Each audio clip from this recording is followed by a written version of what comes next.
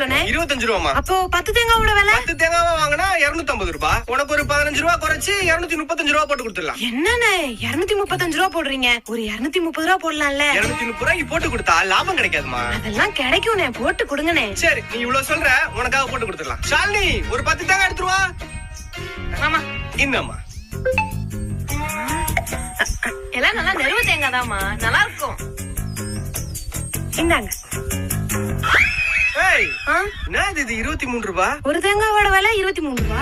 இங்க பாருமா, 10 தேங்காய் வாங்கினாதான் 230 ரூபாய். நீங்க தானே சொன்னீங்க 10 தேங்காவோட விலை 230 ரூபா அப்படின்னு. அப்ப ஒரு தேங்காவோட விலை 23 ரூபா தானே? என்ன என்ன சின்ன பிள்ளைன்னு சொல்லி ஏமாத்த பாக்குறீங்களா? கன்சியூமர் கோர்ட்ல கம்ப்ளைண்ட் பண்ணிடுவேன் பாத்துக்கோங்க. கன்சியூமர் கோர்ட்டா? ஏடிலமா? ஏமா 10 தேங்காய் 230 ரூபானா ஒரு தேங்காய் 23 ரூபா தானே? ஒரு லூசு 10 தேங்காய் வாங்குற மாதிரி விலைய குறைச்சிட்டு ஒரே ஒரு தேங்காய் வாங்கிட்டு போறான். என்ன மாமா சொல்ற?